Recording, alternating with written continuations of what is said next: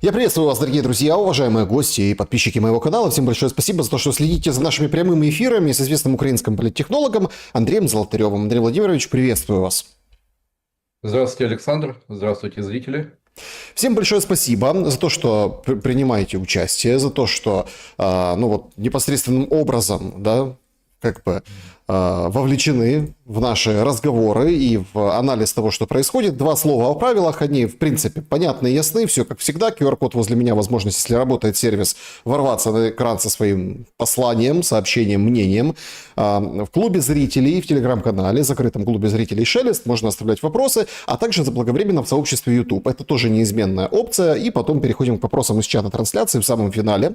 Поэтому дождитесь, как говорится, до конца досмотрите обязательно. И, конечно же, да, вот естественно, всех призываю голосовать в нашем сегодняшнем опросе. Он исключительно такой языковой и культурный, но навеян событиями прошедших выходных и разного рода кривотолками, публикациями и поисками лишних украинцев. Кого отменят раньше? Варианты ответов: Сердючку, Лобановского, Амосова. Никого повоняют и забудут об этом всем, как о страшном сне. Давайте начнем с этого вопроса. Как бы вы ответили? Ну вот, пока у нас большинство, конечно, люди еще только начали голосовать, что в принципе это все как-то Последний, я думаю. приходящее и уходящее. Да, да, естественно, знаете, вот мне вспоминается Высоцкий. Возле города Пекина ходят, бродят хунвейбины. Вот. Вместо статуи будут урны революции культурной. Ну и где сейчас эти хунвейбины? Ну, очень скоро вы знаете, вот всегда за 37-м годом следует 38-й.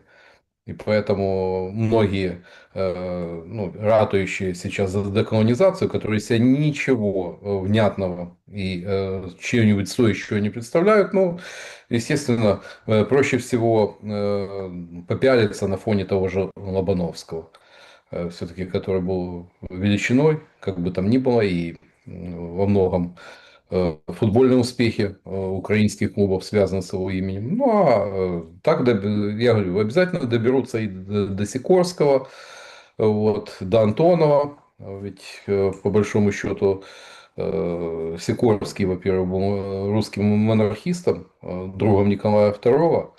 Во-вторых, он поляк по происхождению. Поэтому что тут не принял украинскую государственность, как и революцию, уехал в Соединенные Штаты. И там состоялся. Кстати, это судьба очень многих выходцев из Украины. Вот. Но никто об этом почему-то не задумывается. Почему так получается, что раз за разом люди могут себя реализовать в других странах, в других реалиях. Но тем не менее, такой вызывает чувство омерзения и годливости. Ну, ладно, там, понятно, еще и сердючка там пострадала. Ну, не убудешь. Да, знаете, в шоу-бизнесе все, что кроме некролога, это реклама. Вот, и я думаю, популярности это не убавит Андрею Данилко. Ну, тем более, знаете, как тут же палка о двух концах. С одной стороны, вроде как война, ну как, жрали, пили, танцевали и выплясывали под старые хиты Андрея Данилко. Это, конечно, надо было видеть, что называется. Тоже о многом говорит в этой всей культурной парадигме. Голосуйте, дорогие друзья, насколько продержится в лидерах этот вариант ответа, что это все приходящее и уходящее. Хотя вот на секунду кажется, что есть какой-то слом определенный, когда там охранника супермаркета в Одессе увольняют просто за то, что он обратился, там, проверил продукты из чужого супермаркета на русском языке в Одессе, да, то есть потому что оказался с этой тележкой или корзинкой местный депутат, когда, собственно, даже какие-то тиктокеры, пацаны безусые учат ветеранов украинского футбола, на каком языке нужно в футбол играть. Вот, речь идет о Селезневе тоже на выходных. Кажется, что вот определенно все-таки получается. Вот получается сломать украинцев, влезть в мозги, нагадить и повернуть шарики за ролики. Ну, как у Владимира Семеновича, порубили эти детки очень многих на котлетки. Но все пройдет, и это тоже. Не сомневайтесь, эта пена, она всегда, вот, знаете, какие-то потрясения, они всегда поднимают на поверхность все самое мутное и дурно пахнущее. Да, друзья, давайте начнем непосредственно, как говорится, обзирать сегодняшние события. Ключевые и важные, политические, прежде всего. Зеленский в Ну, Австрию отправился. О, какой интересный визит. Первый за всю войну. Приехал, встретился. Конфуз небольшой получился с первой леди, но потому что визит первый, и все до мельчайших подробностей принимающая сторона пыталась, ну и проанализировать, и выставить, и сделать. Перекрывали центр два раза, был митинг за, митинг против Украины. Это все разводили, безопасность жуткая. Старожилы говорят, что даже когда Трамп приезжал во время первой каденции, не было таких мер безопасности. Слушайте, чего боялись? Ну, Зеленский вышел, собственно, и сказал: давайте, австрийцы, передавайте нам беглых украинских чиновников и олигархов и их активы. За этим ездил. я думаю, не за этим. Там еще и звучала тема беспокойства по поводу того, что Соединенные Штаты разрывают, ссорятся с Европой. Ну, это может для Украины оказаться фатальным обстоятельством. Ну, а что касается австрийской системы правосудия, то я думаю, ну, как говорится, черта они лысого получат, они Боголюбова и не того же Фирташа. Ну, австрийская система правосудия такова, что для адвоката не составляет большого труда отбить вот эти попытки экстрадиции. Ну и нет ни одного примера, ну, чтобы любое дело, если всплывает хоть там привкус политики, отказывать экстрадиции, это общепринятая практика в европейских судах, и тем более в Австрии, учитывая специфику Эфемида. Как не добивались экстрадиции в Соединенные Штаты Фирташа, ничего не получилось. Там раз за разом адвокаты все это отбивали. Ну, тут просто очень интересен другой момент, да, то есть первый визит. И Мгм. понятное дело, что Зеленский на этой встрече заявил о том, что у американцев он прям хочет купить пакет военной помощи. Мол, если не даете. За что? За какие шиши? Э, Откуда, если у нас, мы видим ситуацию с финансами, дыра там на 400 миллиардов гривен, вот это, по сути, десятая часть бюджета. На следующий год по почти половину бюджетных денег будем отдавать на обслуживание долгов, за какие шиши покупать, что европейские партнеры сбросятся. Ну, у них тоже там не густо. Что-то, да, какие-то, да, допустим, те же ракеты к Patriot, но они в дефиците, там проблемы с производственными возможностями. Lockheed Martin не может удовлетворить все запросы, особенно на фоне э, Украино-российской войны и того, что сейчас происходит на Ближнем Востоке. Желающих, ну, очередь вот, до 2030 года. Тут очень много вопросов. Ну и пока, судя по всему, то, что у Ермака не получилось уговорить американцев формировать новые пакеты в счет ресурсной сделки, о которой вдруг замолчали и которая почти пропала с радара. Вот они уже не говорят. И я понимаю, почему.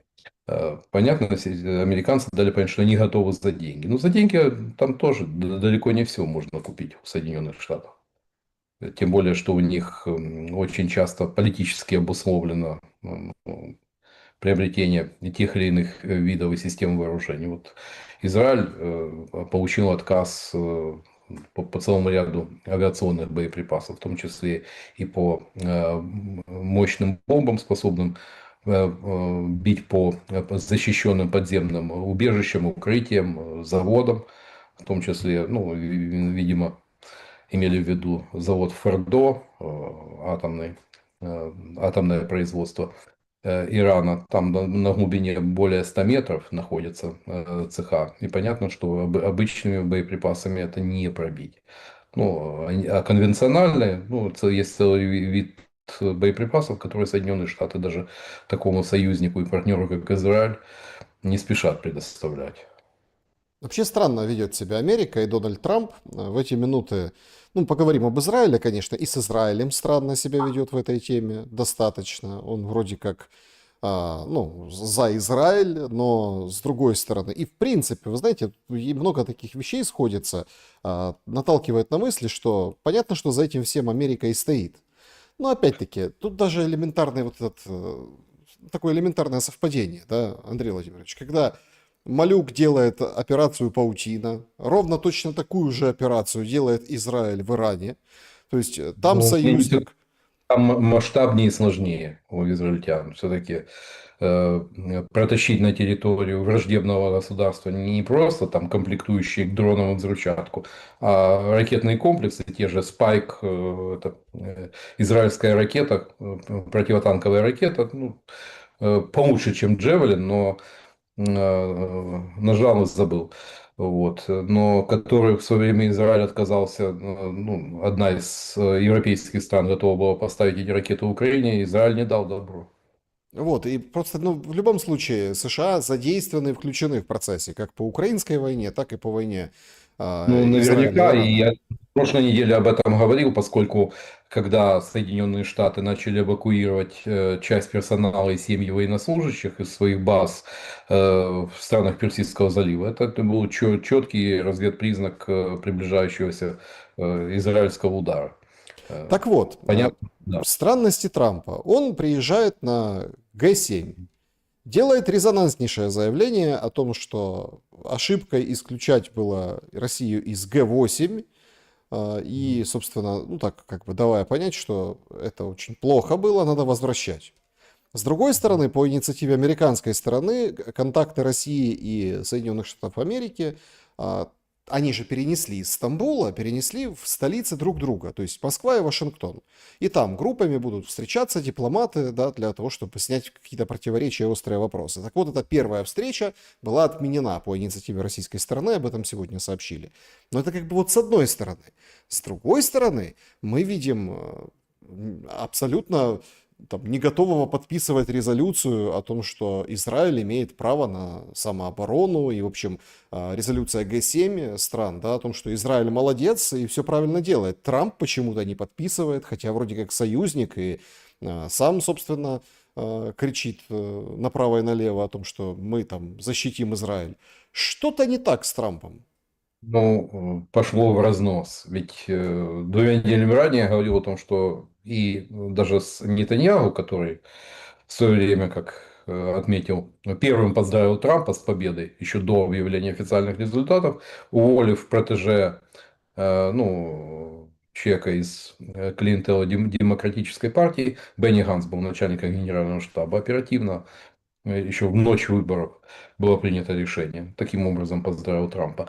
Казалось бы, ну, ничто не предвещало ухудшения отношений, но на фоне войны в Газе, как мы видели, заявление Нетаньяху о том, что пришло, ну, мы, кажется, обходимся без экономической помощи, пришло время подумать отказаться от военной помощи Соединенных Штатов. Ну, вот, я думаю, это та самая черная кошка, которая пробежала между Нетаньяху и Трампом. И понятно другое, потому что решение Нетаньяху о нанесении удара по Ирану, оно ставит Трампа весьма, ну, такой, явно вот э, фраг Нобелевского лауреата, ну, премии мира, имею в виду, оказался, как говорится, ну, не по Трампу, как говорится, Не по не сеньке по его. шапка. Да, да, вот. И количество вот этих просчетов, неудач у Трампа, ну, по-моему, вот и ситуация с войной с Ираном, ну, она не добавляет Трампу очков, поскольку он выглядит, выступает явно не с позиции сильной стороны. То есть, по сути, оказался поставленным перед фактом. Ну, да, можно проводить в свой день рождения парад, военный парад в честь 250-летия армии США. Ну, только чем-то этот парад мне там по ряду моментов напоминал другой парад в июне 41 года, когда или в июле 44 года, когда по Москве прошли колонны военнопленных вермахта из 9 армии, разгромленной в Белоруссии. Вот. Ну, как-то не получается у Трампа. Не И получается. Впечатление от парада. Сидел грустный, спал на скамеечке, какие-то. и не только последний его, как-то он сдувается, Дональд Фредович, заметно на глазах, поэтому и э, Трамп в посудной лавке, вот стиль его внешней политики пока не, пусть выйдет теперь и скажет, что я остановлю войну за 24 часа. Ну, по-моему, на фоне последних событий, того, что прилетело по Ирану, то, что прилетело по Израилю, мне кажется, что ближайшая неделя, другая будет еще очень насыщенной и горячей. Вот. Безусловно, И сегодня вот буквально да, перед нашим эфиром был удар по прилет по телевидению, да. Гостелерадио, причем по состоянию на сейчас, данные сейчас, ну, есть видео, это, смотрите, а, понятно, что, как это, со времен Ленина, да, там, почта, телеграф, там, надо заходить, да, это понятно, стратегический объект, да, однако, объект абсолютно не защищен, не укрыт, понятен, как гражданский. 16 человек по состоянию на эту минуту, мы в прямом эфире, может будет обновленная информация, погибли. Удар пришелся тютелька в тютельку четко в это здание. В прямом эфире сопровождал это все выпуск новостей. Женщина, которая там, ну, в хиджабе, она вела новости, быстренько убежала, но она потом вернулась, она конкретно там выжила, эти кадры разлетелись на весь мир. Но этот удар, ему предшествовал Кац, министр Нетаньяху, да, который говорит, что мы его там уничтожим, это гостелерадио напрочь и полностью. Смотрите, как-то вот странно время повернулось. 22-й год. Россия нападает на Украину. Россия агрессор. Весь мир поднимает транспаранты, выходят, все сплотились, вводят санкции, отрубают SWIFT, говорят, неспровоцированная агрессия. Что ж такое?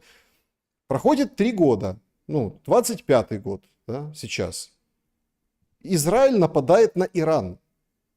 И мы не видим ровным счетом ничего, кроме как в парижском аэропорту на теток выкрикивают и освистывают, которые прилетели из Израиля, ну, какие-то местная публика, да, которая там ходит.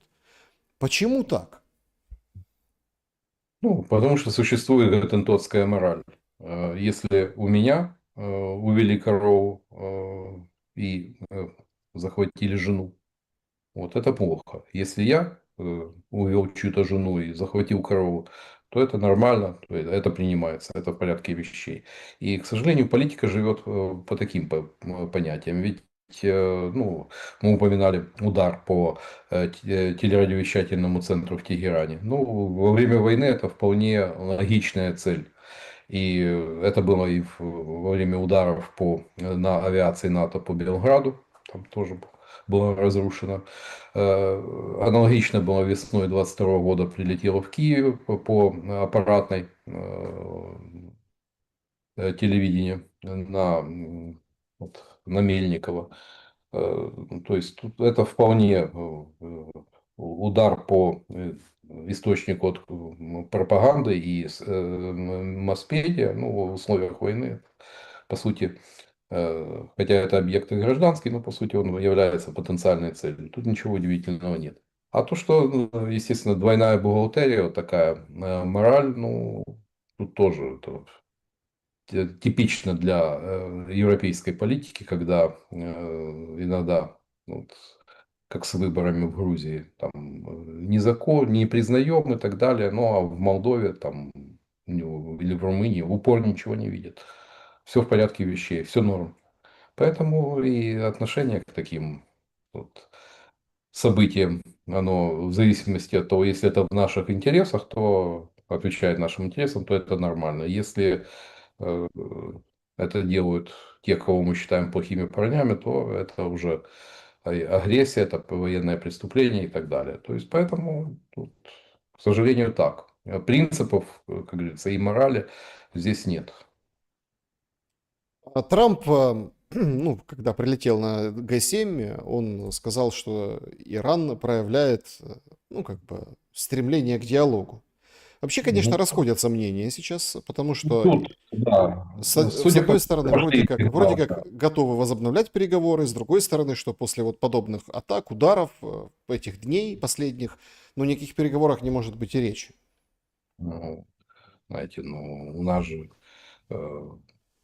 мы тоже, особенно после операции «Паутина», весьма скептически смотрели на возможность продолжения. Я считаю, что, ну, со Стамбулом все закончено. Ну, вот вчерашний разговор Путина с Трампом. Потому что после 22 июня продолжим. Все по плану. То есть политика циничная вещь. И то, что Иран, с одной стороны, мы и сегодня, может быть, наиболее масштабная атака Ирана, ракетный удар по Израилю, слово. То есть вот именно этой ночью. Похоже, все к этому идет. Но отвлеклись.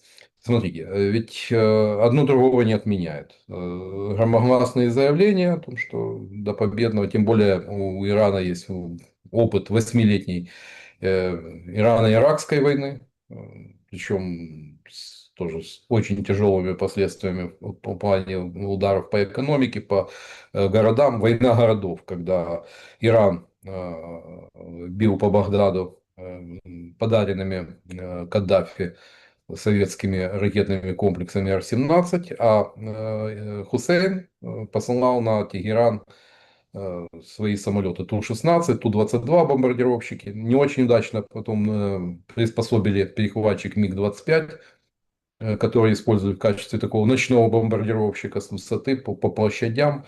И это, да, и тем не менее, в конце концов, война закончилась ничью, и несмотря на все ожесточение, договорились. Равно и сейчас, несмотря на крайне воинственную риторику, мы видим сигналы, которые говорят о том, что Иран, по сути, готов вернуться к переговорам, несмотря на то, что много чего говорилось, в том числе о том, что МАГАТЭ там теперь исключено и так далее, но ситуация пока она может в Тегеране прекрасно понимают, что если завтра Израиль начнет бить по нефтяной, нефтегазовой инфраструктуре уже так масштабно, допустим, вот нефтяной терминал Харк, ну, чтобы вы понимали, это 85% экспорта нефти иранской.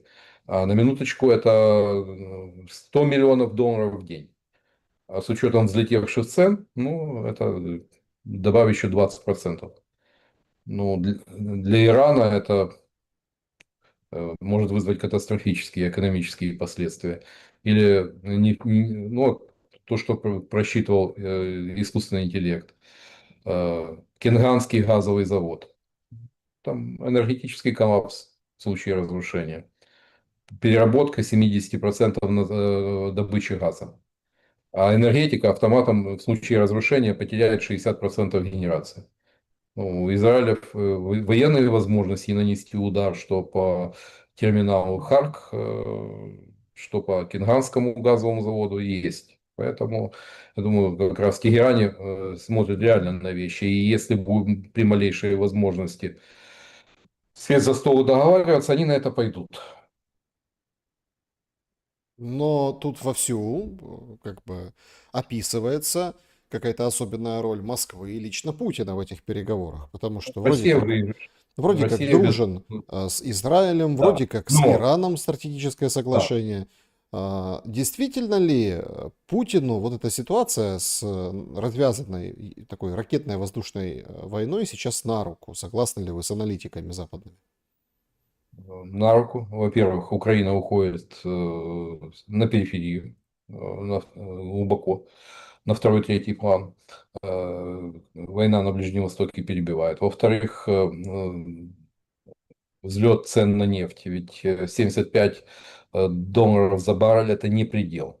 Если будут удары по терминалам, с которых отгружается нефть, по тому же Харку, то и до 100 может дойти. А это дает, ну, позволит Путину с оптимизмом смотреть на положение дел в экономике. Мы же прекрасно понимаем, что на чем зиждется. Во всяком случае, э, Иран, да, есть договор о дружбе и сотрудничестве, но в отличие от Северной Кореи, там нет военного компонента. И я думаю, что Путин как раз здесь может сыграть, попытаться сыграть как посредник между Ираном и Западом в этой ситуации. Естественно, Путину это на руку. И кроме того, ну, явно вот эта война, чем бы она ни завершилась, да, Трамп может на следующий день объявить о том, что он он победитель, благодаря ему все это произошло, но так или иначе это будет бить по позициям Соединенных Штатов в регионе. И в Израиле тоже к Соединенным Штатам, особенно в период президентства Байдена, накопилось очень много вопросов.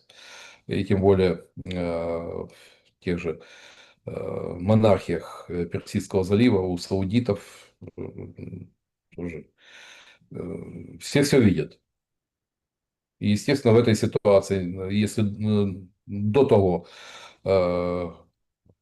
саудитов замирили с Ираном благодаря участию Китая, вмешательству Китая, ну, здесь, говорится, рост влияния в таком случае, это, если у кого-то ослабевает влияние, то у кого-то оно может возрасти в этой ситуации. Ну, Китай вроде как ставит четко на победу Ирана.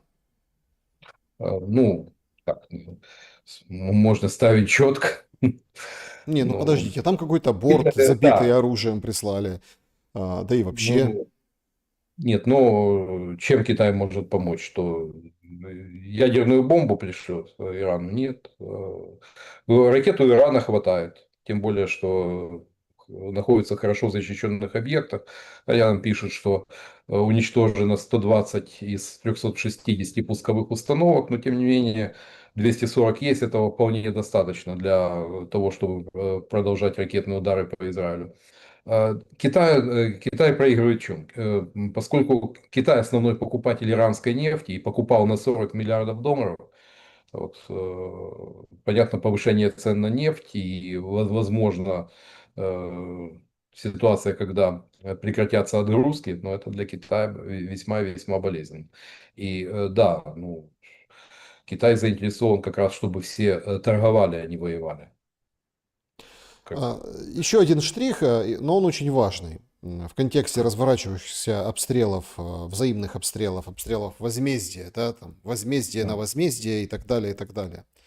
Ирана и Израиля, хотя Израиль первый напал на Иран, тут как бы мы не можем Мгм. отрицать. Понятно, что там есть Хизбалла, там прокси считается, но вот как акт между государствами, да, то есть это вот четкая есть позиция, что Израиль начал бомбардировки Ирана. А, Очень уж, как бы, господа израильтяне, ну, как точечно работают, выбивается все руководство. То есть Ну, воюют по-настоящему. Вокруг Хаминии уже там мало кто остался из ну, руководства руководителей. целый список, начиная от ну, начальника тегеранской полиции, который там кличка ну, за подавление протестов тегеранский мясник, и заканчивая руководством корпуса стражи исламской революции. Причем, обратите внимание, там никого не ловят, там те, кто это, корректировщиков ракет и так далее. Прилетает, ну, обратите внимание, стена дома, там не в окошко, а именно в стену, ну, американская ракета без взрывчатки за счет кинетической энергии, там просто раскрываются 5 лепестков, прямо на стене видны следы за счет кинетической энергии. Точечно это должна быть очень профессиональная разведывательная работа. Тот же Моссад, ну, мы говорили о том, что вот, дескать, операция «Паутина», но Моссад превзошел по всем понятиям. Одно дело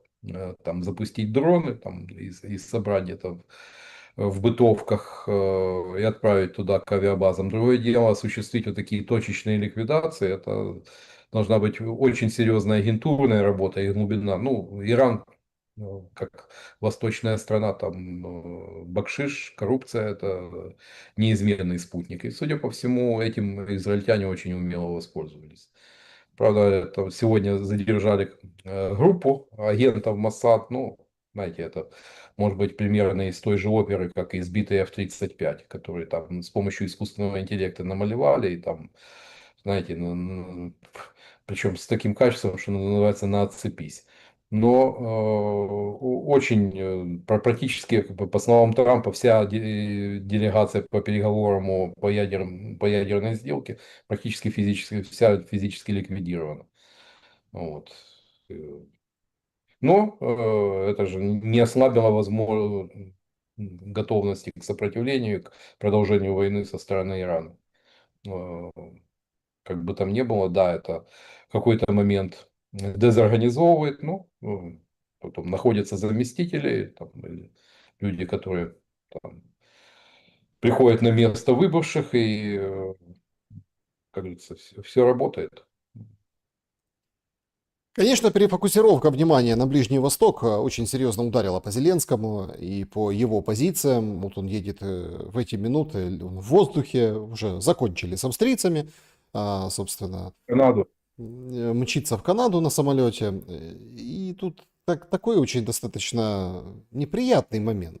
Зеленский вчера выдает, это явно заготовка перед поездкой, что россияне будут бить по атомным энергообъектам в Украине.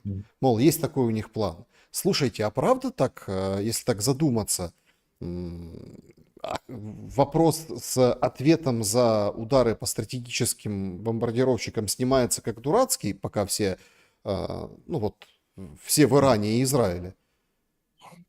Ну, я думаю, что по атомным электростанциям, по подстанциям, по сетям, которые идут от атомных электростанций, вполне могут. Но по самим атомным электростанциям, ну зачем? Ну, вносить, как говорится, ненужное напряжение в тот процесс, который, по мнению Кремля, и так неплохо идет. Ну, ну а со стороны Зеленского, естественно, привлечь внимание, ну, опять же, поднять, приподнять градус, ну, тут ничего удивительного нет.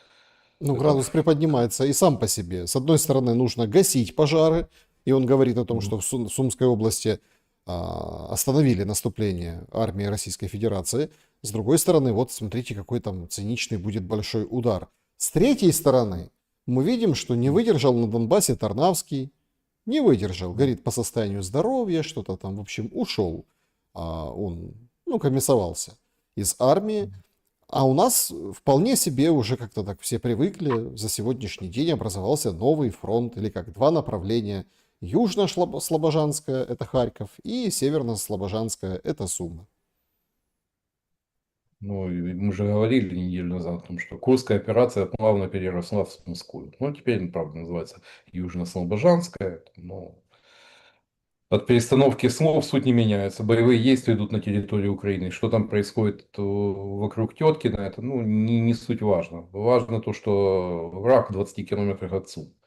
И ситуация такова, если они там зацепятся в зеленке, их выкурить оттуда будет уже очень сложно. А 20 километров это сейчас дальность тех же FPV-дронов.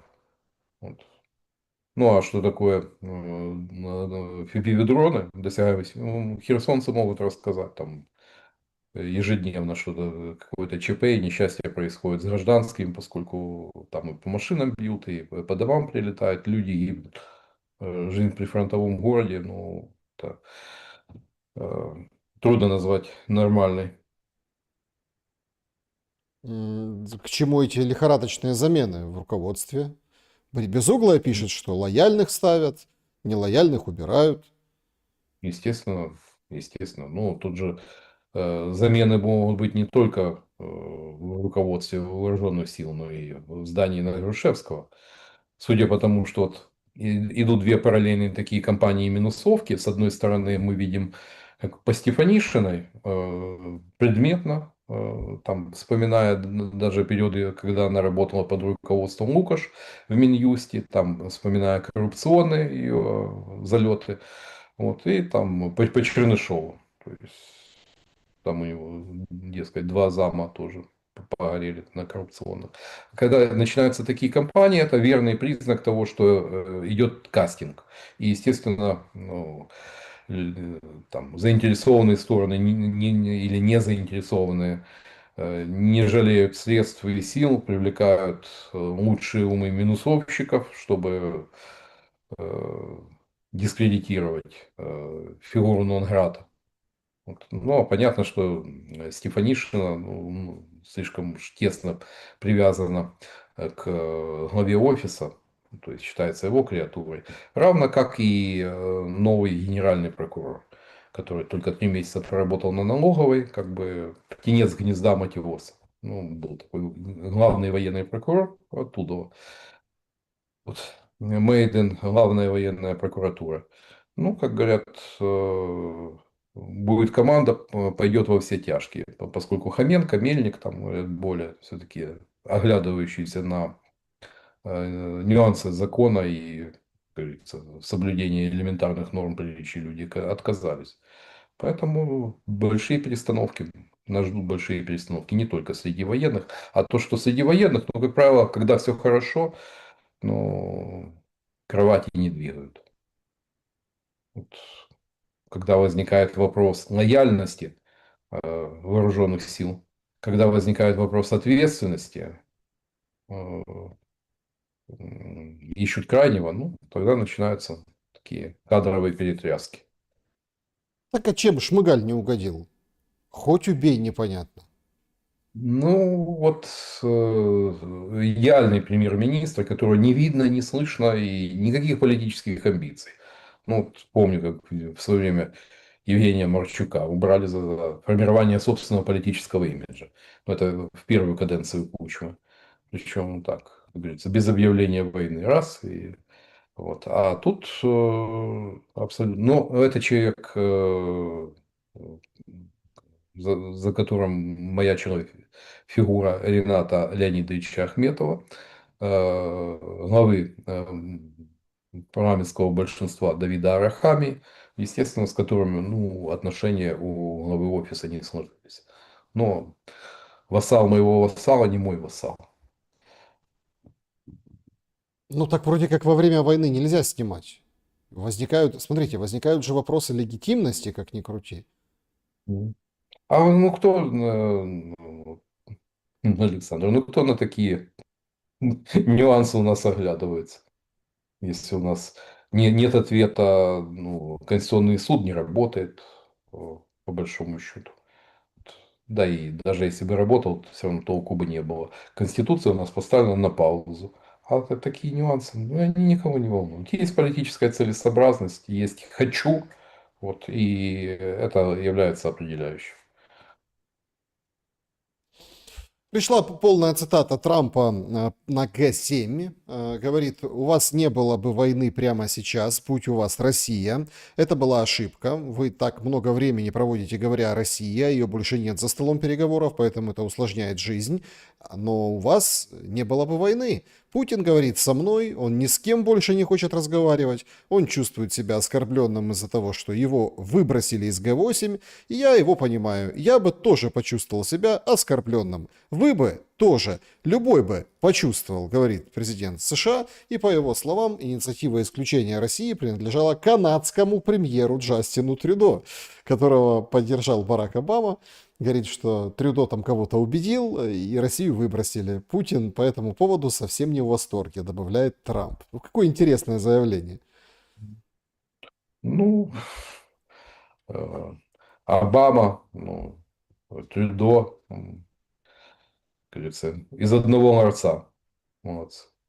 Вот. Это все глобалисты. Это, ну, как говорится, я тут ни при чем. Ну, и понятно, по сути, Трамп выступает с адвокацией Путина. Ну, и э, тут все выглядит вполне логично. Но он же говорил о том, что если был бы я, войны бы не было.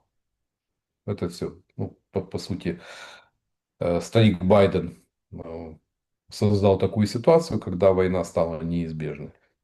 Вот. Ну, это нам хорошо знакомо, во всем виноваты попередники. Да, это вот точно нам хорошо знакомо. Значит, друзья, да, в эти минуты, прямо вот сейчас, минуту назад передают Bloomberg, что армия обороны Израиля заявляет, некоторое время назад пуски из Ирана уже зафиксированы. Масштабная воздушная тревога, весь Израиль в красных, так сказать, ну вот этих меточках, да, Ну, полностью вся территория. но, учитывая то, что иранские ракеты, ну, я не знаю насчет там и про звуковых, и маневрирующих, но то, что ущерб там не слабый, тот же прекрасно помню набережная Батьяма, кстати, много живет выходцев из России, Украины, Молдовы, такой пригород такой спальный пригород Тель-Авива.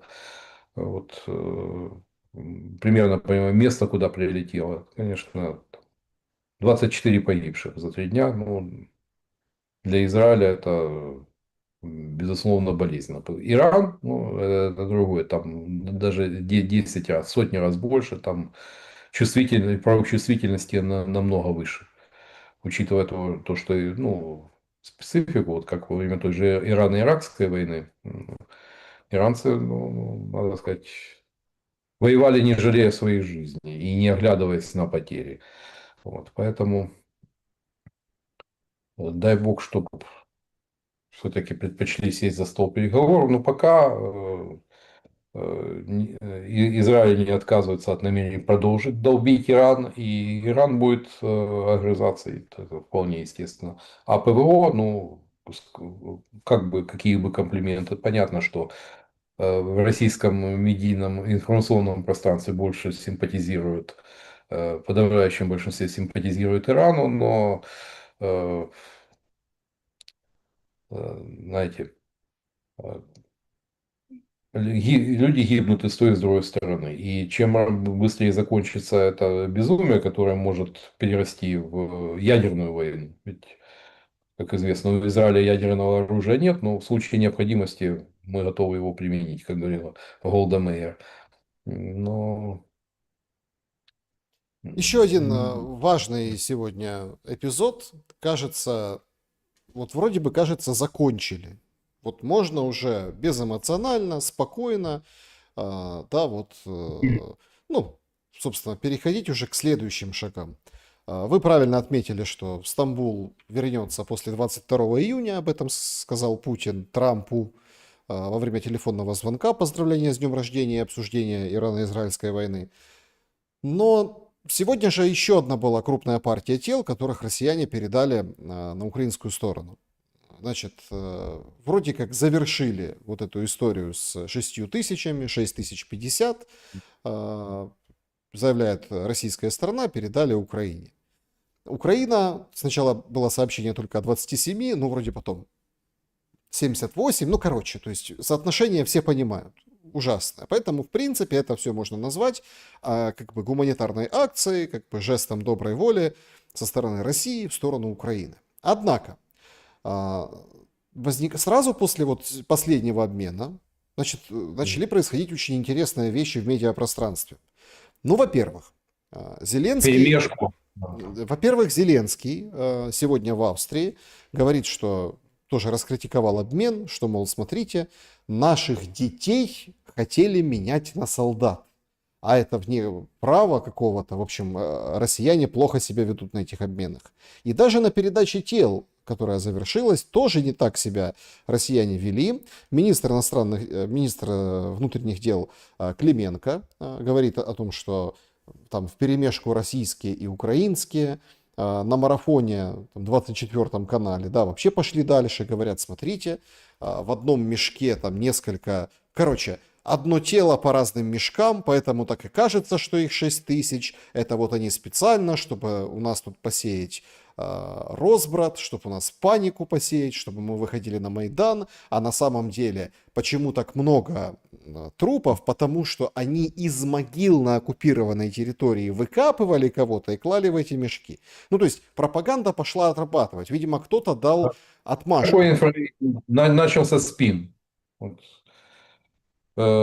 Глушение, ну, говорится, переламывание негативной темы. Тема, безусловно, негативная. То есть она показывает масштаб потери, то, что масштаб этих потерь, он несколько, ну, не бьется с тем, о чем заявлял президент. Что, как-то, когда возвращают тысячами погибших, но то, что там может быть всякое, ведь, ну, знаете, когда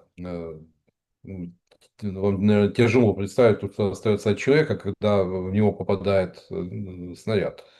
Ну, это фрагменты человеческого тела. И иногда это просто действительно складывается. И хватало мест, где, как говорится, трупы украинских бойцов лежали в перемешку с россиянами. Ну, Поэтому ничего такого исключать нельзя. Но акцент, вот такой целенаправленный акцент и информационный вброс, да, и довольно так. Это же было разогнано немедленно, причем, как говорится, из всех стволов. Но это указывает на то, что пошла работа по глушению негативной темы. Ну, То а есть это, в важно, свою что пока очередь, может указывать на то, запозднено, что больше... запозднены с позитивной стороны, то, что даже в таком, в такой гуманитарной акции они там крутят, вертят, кручу, верчу, запутать хочу. Ну, получается, что гуманитарная составляющая Стамбула закончилась. Ну, да, на данный момент, да. Обмены пленными прошли, репатриация тел погибших прошла. Вот. Ну, что дальше? Вот. Да, пока то, что мы увидели и 15 мая, и на второй встрече, зияющая пропасть между двумя позициями, через которую пока я не вижу готовности и желания перебросить хотя бы какой-то мостик или хотя бы веревочку через эту пропасть, чтобы можно было хоть как-то сблизить позиции. Поэтому у меня скептический взгляд. Может быть, Дональд Фредович с Владимиром Александровичем будет вести какую-то воспитательную работу. Вот, но хотелось бы, чтобы эта работа шла кажется, и с той стороной тоже. Пока, знаете, э, с той стороны мы видим ультиматум, ультимативные требования. Ну, сегодня еще добавилось, что Украина должна уничтожить все западное оружие, которое поставили. Ну, просто, это, знаете, э, вот такие требования-то и есть, требования капитуляции. Ну, вот, когда Германия подписала э, в Компьенском лесу соглашение о перемирии, ну, что дальше делали союзники?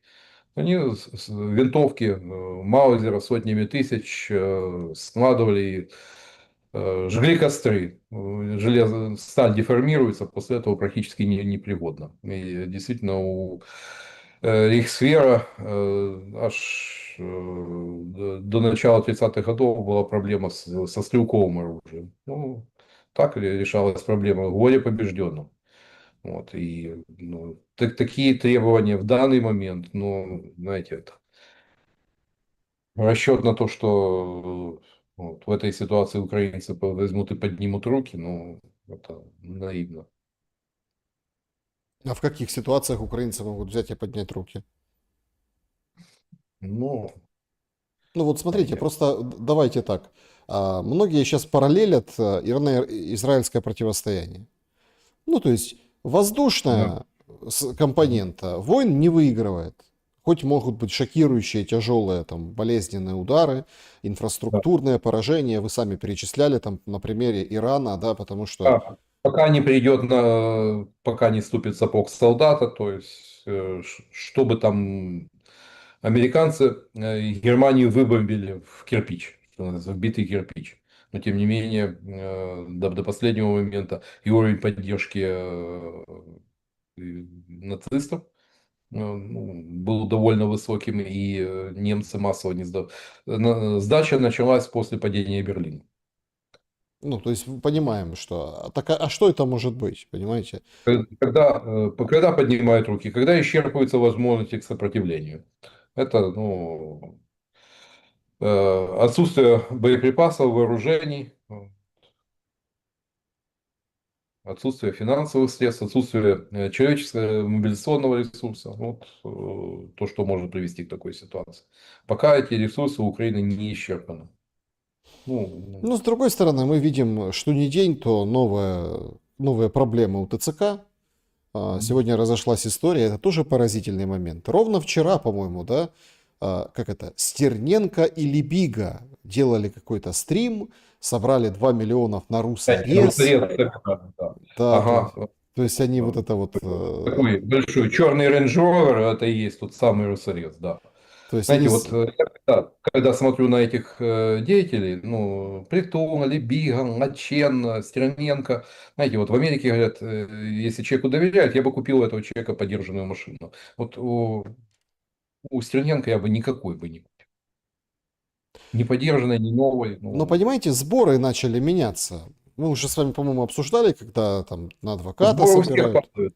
Да, На адвоката, еще на кого-то сборы начали меняться. Произошла чудовищная ситуация в Луцке.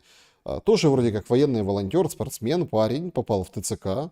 И потом через сутки созвонились с родными, там, с женой, и он в реанимации оказался. ТЦК умыли руки, говорили, да черепными не, гематомами. да не, вот мы живым и здоровым его передали в учебный центр, а что там произошло, непонятно. Человек, видно, избитый, с синячелами под глазом, в реанимации не Я приходит в видел. сознание. Упал с бортовой машины, ну, в учебке. Вроде как такая версия она, но до конца тоже ничего не Э, понятно. И теперь эта тоже. семья собирает сбор на лечение этого парня. То есть мы дошли до какого-то крайнего идиотизма. Мы делаем сборы от трусорезов, мы перешли к тому, кого замордовали Да, ЦКшники. да, на адвокатов, да, на адвокатов и на больницу. Ну, и я могу от себя добавить, что там это, безусловно, это там полнейшая туфта про падение из кузова автомобиля. Ну, там видно внутричерепные гематомы. Ну, когда это? Это когда тупым предметом, ну, или, по сути, там, берцами месяц по голове. Вот так это возникает. Ну, просто немножко судебной медициной краем так знаком, со спецификой вот, некоторых травм. Там чисто вот, забивали парня. Вот. Из-за чего, не знаю, но там побои на лицо. То есть гематомы характерные. Ну, понятно, что это упал, ну, шел, споткнулся, упал. Мы тут ни при чем. Ну, к сожалению, знаете, вот мы рождены, чтобы Кавку сделать были. Вот это про нынешнюю Украину, в которой, пожалуй, самые счастливые две категории населения. Это садисты и мазохисты. Да, давайте, друзья, подведем итоги нашего сегодняшнего опроса. Он вот такой, этот итог. Кого отменят раньше? 7% Амосова, 11% Лобановского, 21% Сердючку, 61% никого повоняют и забудут. Спасибо большое за то, что проголосовали. Ну и сразу вдогонку, начиная нашу сегодняшнюю, да, вот эту сессию вопросов и ответов в сообществе YouTube, тут как бы быстро среагировали, написали, объединив две последние темы с опросом. Пользовательница пишет: всех, кого вы перечислили в вопросе, никто из них ни разу не высказался по поводу ТЦК и другого беспредела, следовательно, по делам им всем. Это коснется каждого. Ну, давайте, Амосов и Лобановский бы не Да, высказались, это да. важно. Они не дожили. Да, а вот Сердючка, конечно, да.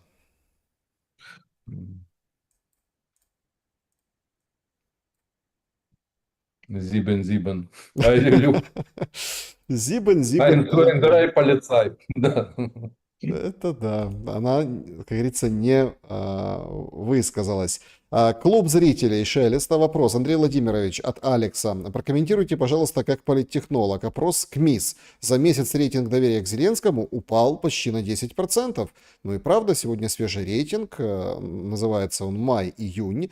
30% не доверяет, 65% доверяет Зеленскому. А было-то 74%. Ну, 74 это вообще, ну, завиральный, знаете, я не раз говорил о том, что, ну, у нас социология превратилась в продажную девку политтехнологов власти. Вот, в условиях военного положения, когда можно за неосторожный пост присесть, нарваться на уголовное дело, но кто будет откровенничать с социологами, тем более звонящими по телефону? А вдруг это из службы глубокого бурения? Поэтому 9 из 10 звонков при телефонных опросах холодные. Люди бросают трубку. Три четверти при социологических опросах отказываются от интервью. То есть коэффициент лжи, он абсолютно не определен. И добавьте сюда то, что колоссальное перемещение населения внутри страны. Ну, в Днепре 200 тысяч переселенцев. О какой репрезентативности опросов может идти речь? Поэтому социология превратилась в инструмент пропаганды. Ну и есть еще, конечно, формирующая социология. То есть, если ежедневно человеку там, говорить о том, что у Зеленского рейтинг там, 60-70%, он будет убежден в том, что таки да, у Владимира Александровича заоблачная поддержка среди населения, хотя ну, это не совсем так.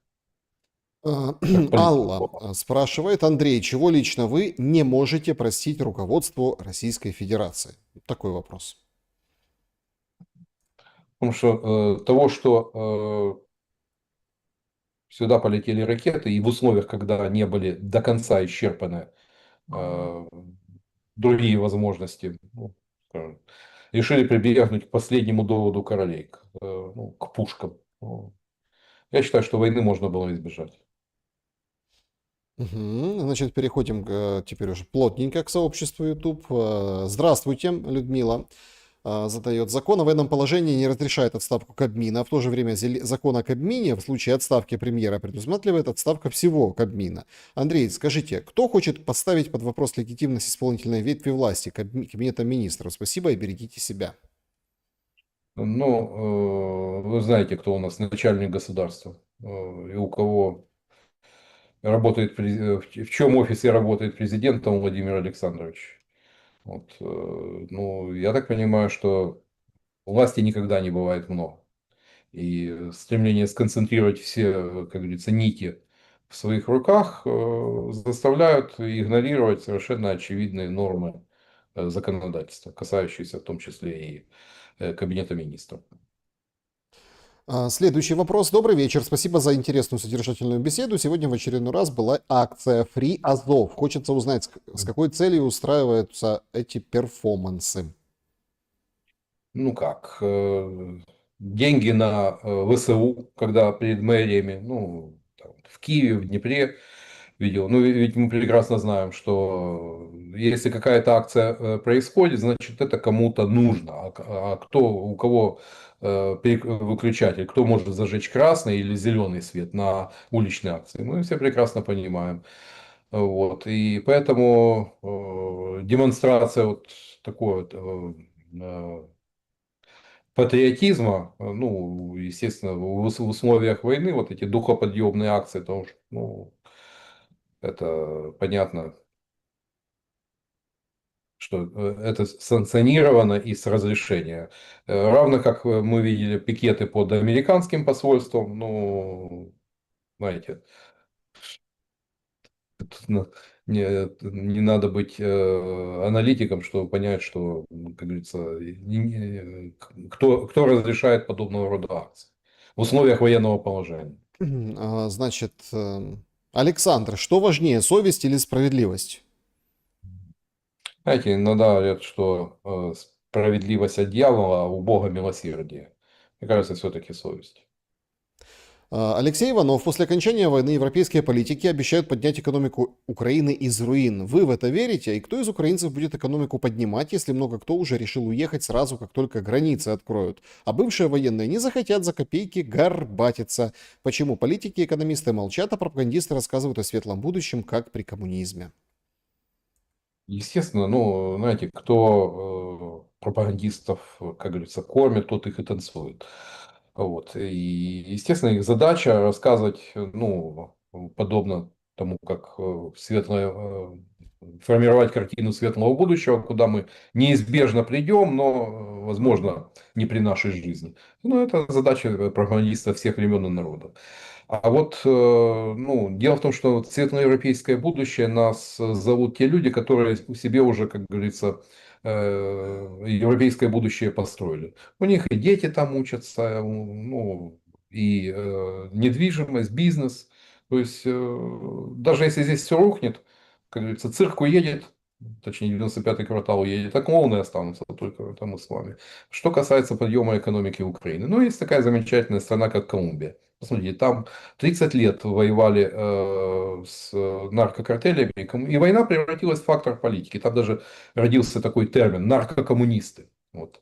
И да, ну, экономического, несмотря на то, что эта страна является наиболее последовательным партнером Соединенных Штатов в Латинской Америке, тем не менее, со светлым будущим там не заладилось, как и с нормально работающей экономикой. Вот. Ну, Украину ждет та же судьба. Для того, чтобы что-то строить, ну, по крайней мере, По крайней мере, надо понимать, какая модель, то есть за счет чего, на чем мы будем зарабатывать. На аграрке не надейтесь. То есть аграрных супердержав не существует. Только в фантазиях этого посла США Пайета там Украина будет аграрной супердержавой. Ну, приехал. А оказывается, аграрная супердержава не в состоянии даже, ну, говорится, обеспечить элементарные потребности ну, вооруженных сил, ну, за счет того, что промышленность деградировала до такого катастрофического уровня. Ведь в условиях войны доля промышленности, реальной экономики, она должна быть около 30%. У нас она около 12%, остальное это сектор услуг. И живите, ничего себе не отказывайте. При том, что у нас такие долги, которые не позволят нам нормально дышать с точки зрения экономики. Ну, реструктуризацию риска помните, 4, все, что свыше 4% роста, это нашим кредиторам, Ну так частным не платим инвесторам. же, дефолт объявили поэтому. По сути, дефолт. А кто, потом другой вопрос. Если страна на грани дефолта, или, значит, по сути, объявила дефолт по долговым обязательствам, кто в эту страну будет вкладывать деньги? Это одна сторона медали. Другая сторона медали — человеческий капитал. Если разбежались люди, причем, как правило, люди ну, активные, предприимчивые, со знаниями, с компетенцией, ну, даже если завтра придут деньги, кто без рук и голов, которые могут дать этим деньгам толк, ничего не будет. Поэтому пока все выглядит очень прискорбно. Значит, м, ага, сообщили тоже, что в ближайшие дни не только по ну, это сейчас пуски ракет состоялись по Ирану. Это в прямом эфире, свежая информация, что в ближайшие дни тоже угроза массированного комбинированного ракетно-дронового удара России по Украине. Мол, там доставили и баллистические ракеты Искандер-М, и корейские аналоги, и самолеты Ту-95 уже снаряжены ракетами. Короче, стращают. К На них... сожалению, так, да. Ну и обратите внимание, вот прошлую ночь Кременчуг обрабатывали. То есть пришли к другой, кажется, закатывают какие-то вот города и регионы. Вот то полетело на Волынь, позавчера Кременчуг. Причем там очень сильно горело. Там Лина Востроилова, вопрос. Украина ждет чуда до первого реального значимого успеха России. Никто не хочет первым признать реальную действительность, чего все ждут. знаете, ну, всегда признать тяжелые реалии, безрадостные реалии, очень тяжело. То есть это надо иногда перешагнуть через себя, а легче всего верить в чудо. Ну, что, собственно, люди миллионами и делают, даже когда нет никаких оснований и предпосылок, то, что вдруг случится нечто, и все, как говорится, перевернется с головы на ноги, встанет. Но люди продолжают верить в том, что как-то пронесет. Да и у нас и президент такой, Да, Владимир такой. Александрович Святый, в том, что он фартовый парень, в том, что он, ну, как говорится, в последний момент всегда удачу сумеет схватить за хвост. Добрий день, Оксана Владико. Вітаю з ювілеєм Андрія Вікторовича. Бажаю щастя. Кто такой Андрей Викторович, непонятно, но задают дальше Нет, вопрос. Ермолаевым будет, с Андреем Васильевичем. Да. В общем, хочу отримати відповідь на таке банальне, але мені цікаве питання. Андрій Володимирович і ви, Олександр, що б ви вибрали? Придбали б житло в Києві чи Одесі в той час, чи краще б продали при наявності, щоб випадково не втратити при обстрілах? Це був дубль 128. Дякую. Краще продавати. За цих умов краще продавати, саме тому, що ну, ніхто відшкодовувати вартість житла, ні держава, ні ці страхові компанії, вони цього робити не будуть. Ну, розумієте. Ну, якщо ви подивитесь, у нас, якщо там в Ізраїлі там дійсно житло Там люди отримують компенсації за втрачене житло.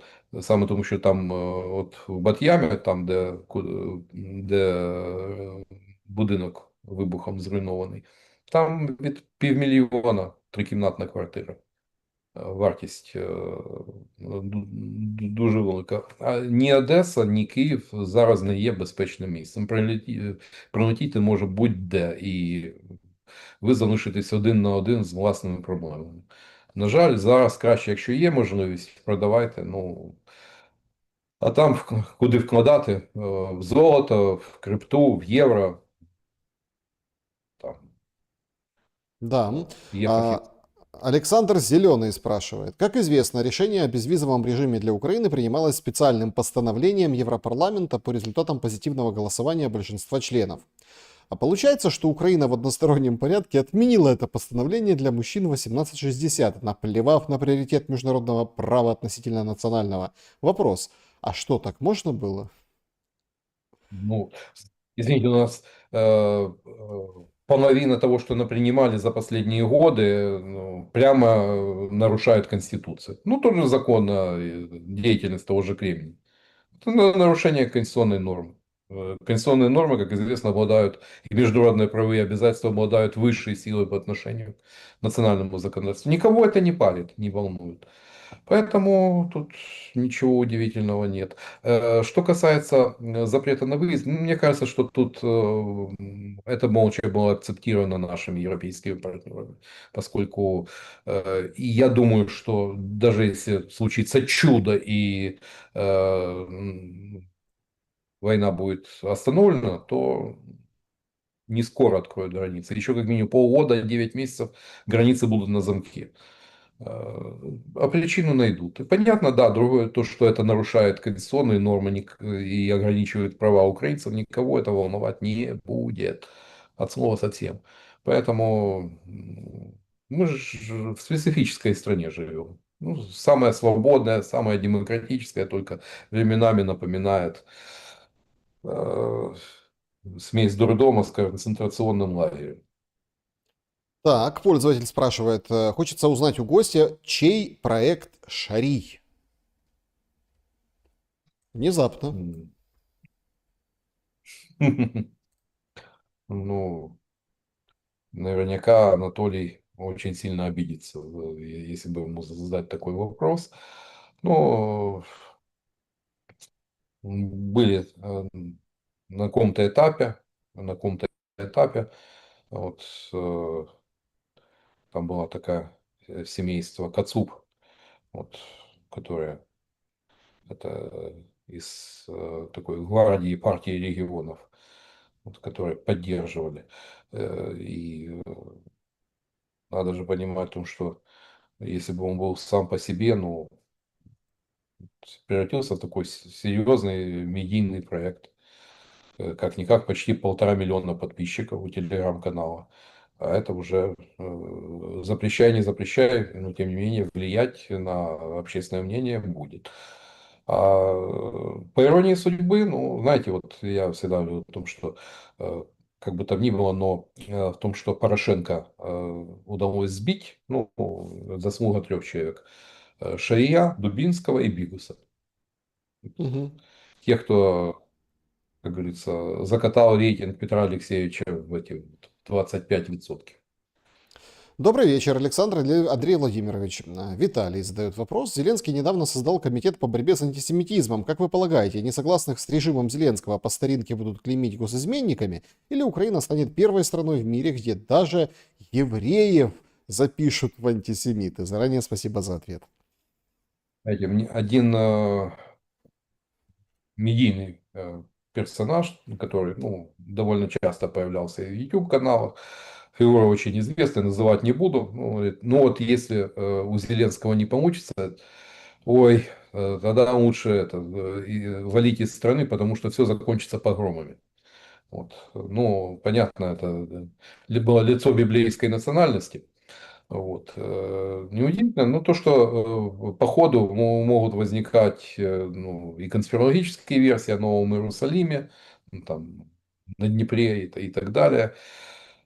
Вот, поэтому, возможно, какие-то сигналы поступают компетентным органам о росте, о том, что, тем более, что, знаете, в свое время Киев, большая организация Союза русского народа, которая, кстати, занималась погромом, черносотенцы, по сути, была в Киеве.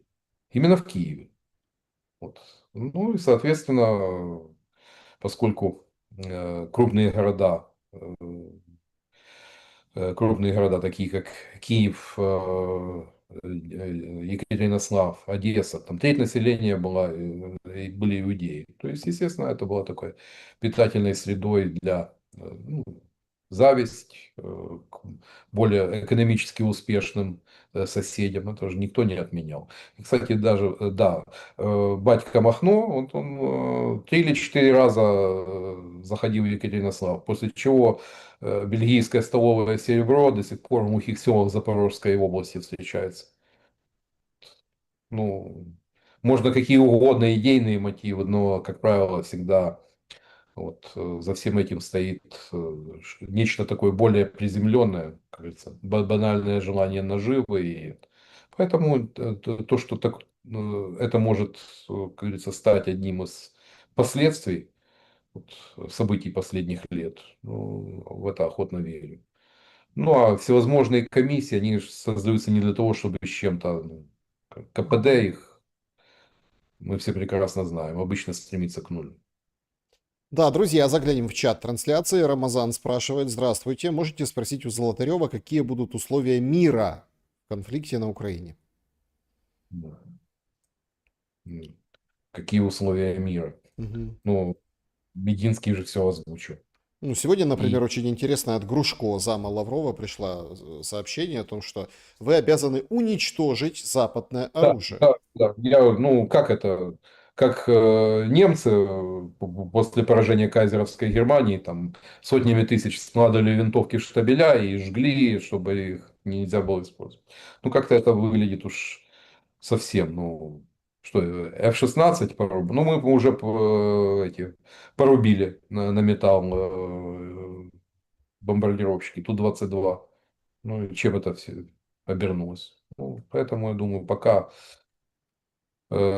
некоторые чиновники ну, не то что фантазируют, но говорится, слишком уж задирают планку. Реально, лучшие условия для Украины, то, что в нынешней сложившейся ситуации, если все-таки удастся, да, заморозить по существующей линии.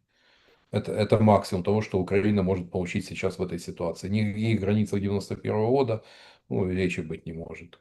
Другое дело то, что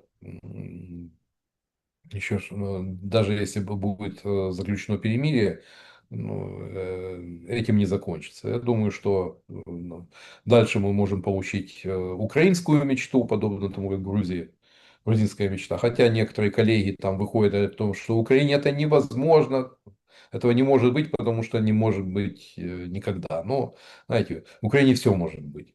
И там, я наблюдал такие кульбиты у людей, ну, которые из пламенных коммунистов превращались в пламенных националистов. Ну, там. Да, значит, продолжим, так сказать. Саня Миха 109 спрашивает: спроси у Золотарева, почему война на Украине так сильно отличается от войны Ирана с Израилем? Почему не гасятся, ну, там, ЛПР, штабы, КП, в общем, короче, центры принятия решений? Израиль вообще, конечно, четко уничтожает, почему военным, не только диверсионным, военным способом. И, ну, так достаточно плотно работает. А вот в Ну, нашей войне такая ни шатка, ни валка. знаете, как говорили древние римляне, Виктория Аматкуром. Победа требует подготовки. Ну, израильтяне, как бы там ни было, они ж не полагаются только на доброго дядю Сэма, вот, который им там все отгрузят. И те же F-35 они доточили. Ну, дело в том, что это же самолет со стелс-технологиями. Но, по крайней мере, израильтянам удалось на четверть увеличить дальность, не меняя существенно конструкцию самолета. Поскольку подвесные баки, ну, сразу увеличивается радиолокационная заметность. Ну, каждая война, она Во-первых, ну, специфика этой войны в том, что все-таки там жертв среди гражданского населения, ну, несколько меньше, чем во время, там, разы меньше, чем во время Вьетнамской войны или там войны в Афганистане, где количество там жертв среди комбатантов и гражданского населения, ну, там, кратно отличалось. Гибло гораздо больше гражданских. Ну, определенные, скажем так, конвенциональные условия существуют. И в конце концов, ну, отдадим должное, ну, опять же, подготовке. Ведь это готовилось не один день. Ну, это вычислить, обнаружить, зафиксировать. Ну, знаете, когда прилетает, что называется, в спальню дома ракета, ну, знаете, э, это серьезный все-таки, ну, уровень, где, знаете, э, работают профессионалы, а не дилетанты. Поэтому каждая война, она имеет свою специфику. И понятно, что сравнивать войну Израиля с Ираном и России с Украиной, это, ну, в Одессе это две большие разницы. Дмитрий, откуда Золотарев знает, что не все возможности были использованы для начала войны? Почему Украина всегда ни в чем не виновата, ей все должны, даже на клей евреев стали? Вот так вот. Знаете, тут, как всегда, знаете, когда стремишься так, занимать такую, если не нейтральную, то объективную позицию, и рискуешь получить, ну, от одних там ярлык криптобандеровца, от других там ватника, ну, и так далее. То есть ничего удивительного нет, и тем более, и я не знаю, но у меня есть ощущение, все-таки какой-то опыт да есть, знания да есть, и все-таки потому что не все возможности были исчерпаны. Это мое личное мнение. Ну, и я не говорю о том, что Украина, ну, как говорится, Украина тоже, да, знаете, чего стоит заявление Владимира Александровича о том, что о ядерном оружии. Ну, вот, что называется, как говорится, дернул тигра за усы. Вот. Ох, какой неожиданный поворот, так к финалу нашего эфира пришел. Слушайте, интересно прямо. Значит, на выходных, это я рассказывал в прямом эфире Шума тоже, в общем, появилось видео, как 16-летний тиктокер, футболист, да, делает замечание бывшему футболисту Шахтера и Днепра Селезневу. Мгм. И тот, ну, как бы, ну, не сильно там отрывается на самом деле, не сильно он там грубит. Там, когда мы пацанами играли в футбол с мужиками, там могли и не такое Да, сказать. Но не было мобильных телефонов просто снять, понимаете, тогда, ну, нормальных, чтобы сохранилось это все. Ну, не важно.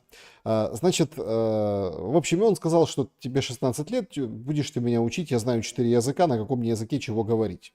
И вот приходит новость, что этого блогера 16-летнего отчислили из команды. Заявили в Одесса Футбол Медиа Тим, что подростка выгнали за сознательную провокацию и добавили, что пиариться на языковом вопросе неприемлемо. Клуб также извинился перед Евгением Селезневым и всеми украинским медиафутбольным сообществом. Сам факт публикации этого видео выглядит как сознательная провокация, цель которой создание конфликта там, где его не было. Мы убеждены, пиариться на языковом вопросе это неприемлемо. Это не только разъединяет футбольное сообщество, но и бросает тень на тех, кто этим занимается, говорится в заявлении. Слушайте, ну это прям если Лисе достойно.